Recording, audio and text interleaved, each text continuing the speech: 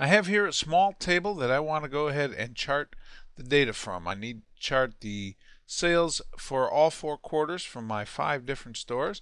So I'm going to begin by selecting the data I want to chart. I will select my column headers here because they will be the names of my series in my legend, and I will go ahead and select the data that I want, the figures here. Now I'm not going to choose the totals because that kind of skews everything in the chart, because it's a chart of the data, not necessarily a chart of the totals.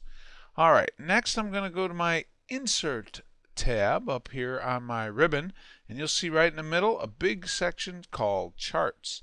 These are the different kind of charts that I can create, and I'm going to start with a column chart.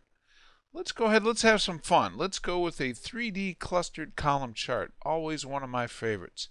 I'm going to click on that, and well, there it is. That's how easy it was to create that chart. I'll move it over here so we can see it a little bit better. And see, there is my legend, and this is for the first store, the second, third, fourth, fifth, sixth. Excuse me, not the sixth store. There's only 5 stores. And it's charting that data. Now, what I want to do though is I want to put this chart on its own separate worksheet. And I don't have to copy and paste. I don't do anything crazy. It's very simple. I'm going to go up here. You'll see I have my chart tools now because my chart is selected. If I click out here, they disappear. I have to click on that chart, make sure it's selected, and I'll get my chart tools. On the Design tab, over to the right, you will see Move Chart. And when I select that, I get this window, and it will allow me to put that chart on a new sheet, and I can call it whatever I want. And I'm fine with it being Chart 1 for right now, and I will choose OK, and look at that. There's my chart on its own separate worksheet. See that? It added that sheet. Here's sheet 1.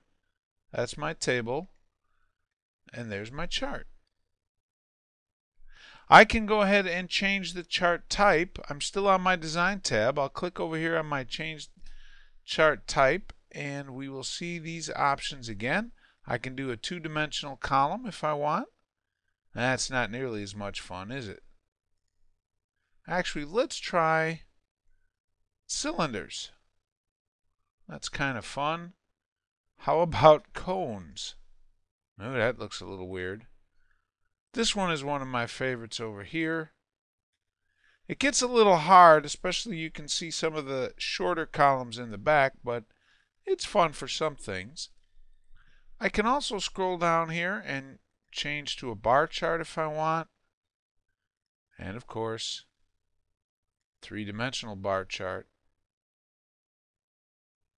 All kinds of different charts, pie charts, some more obscure ones over here, some that aren't used quite as much, and they have very specific uses for them. I can also go ahead and change my chart style, and this is just a basic formatting thing. You see, this is the one by default. I can pick different color schemes if I want.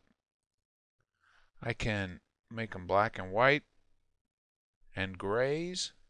I can even have a nice black background.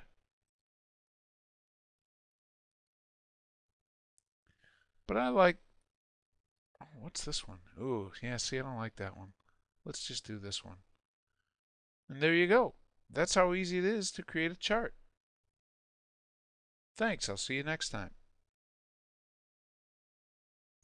Thanks for watching. For more information regarding our training videos, please visit www.trainsignal.com.